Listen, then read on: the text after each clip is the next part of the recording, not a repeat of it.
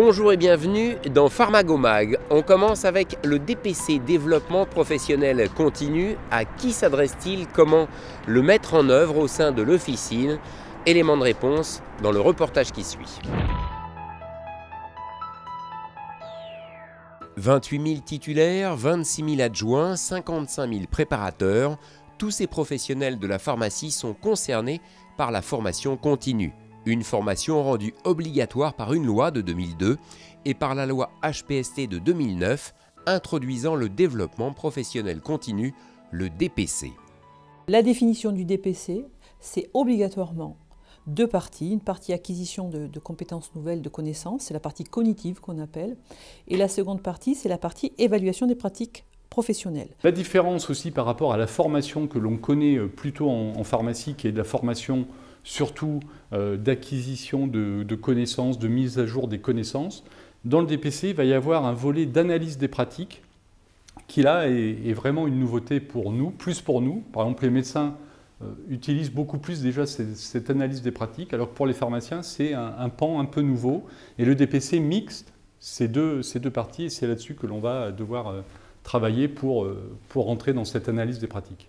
Mais il y a quand même aussi cette incertitude, ce mode de formation qui change et qui crée quand même de l'anxiété ou de l'opposition quelquefois.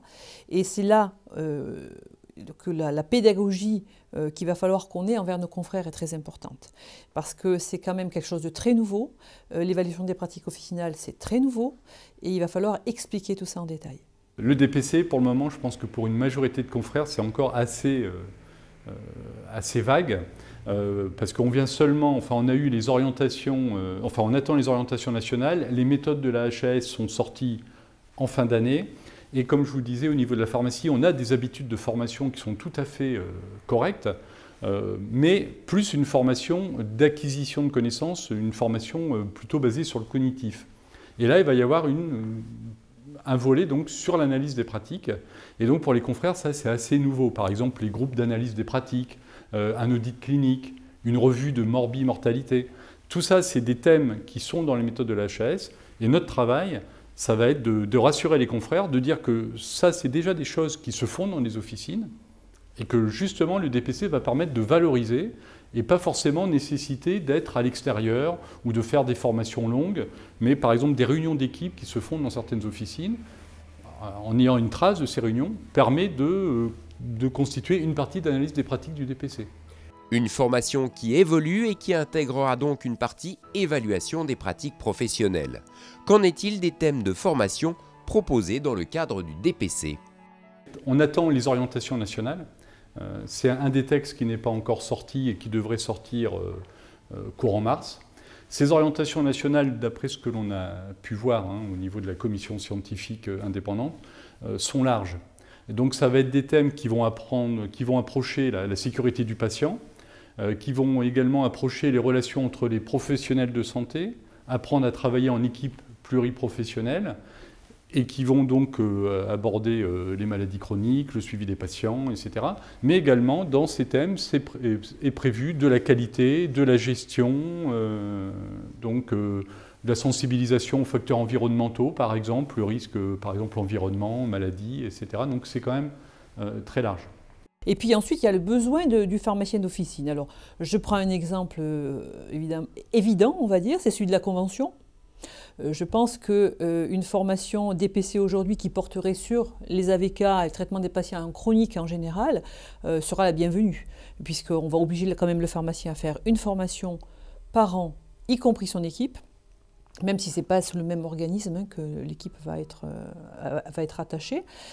Donc au moins choisir justement les conventionnels en premier. Ça serait un conseil que je donnerais à mes confrères pour pouvoir bien assumer ces nouvelles missions. Si une formation est obligatoire chaque année, le choix du thème de celle-ci reste bien sûr libre. Pour ce qui est des organismes de formation, lesquels seront habilités dans le cadre du DPC? Le deuxième texte que l'on attend également pour mars, c'est les critères sur lesquels ces organismes vont pouvoir s'enregistrer et être évalués par les commissions scientifiques indépendantes. Jusqu'en juin 2013, et les organismes qui intervenaient déjà en 2012 dans la formation des pharmaciens sont enregistrés jusqu'en juin. Et après, les organismes qui vont vouloir intervenir dans le DPC doivent remplir un dossier pour pouvoir être enregistrés par l'OGDPC et être évalués par les commissions scientifiques indépendantes. Donc tous les organismes ne seront pas forcément enregistrés. Et pour les pharmaciens, il y a un site, il y a Mon DPC, et également il y a le site de logdpc.fr qui permettra de voir la liste des organismes et également de voir pourquoi et sur quel programme ils sont enregistrés. Pour ce qui est des modes de formation, présentiels ou à distance par exemple, les différentes solutions seront possibles, même si des tendances se dessinent.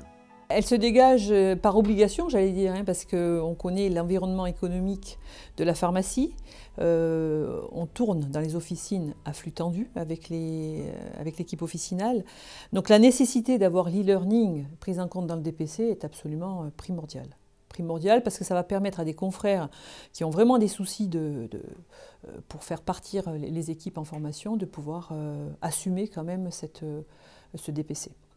Tout sera possible, c'est-à-dire du présentiel, du mixte, présentiel e-learning et également du e-learning. Après, il y a encore des fiches, entre guillemets, des fiches pour certaines méthodes qui doivent être affinées avec la HAS, la Haute Autorité de Santé, notamment sur le e-learning. Mais également, il faut voir que dans le DPC, justement, il faudra quitter un peu cette idée je vais suivre 7 heures de formation uniquement en présentiel. Il y aura plutôt des fois des découpages, par exemple des groupes d'analyse des pratiques de 2 heures ou 3 heures, avec des confrères ou pourquoi pas d'autres professions.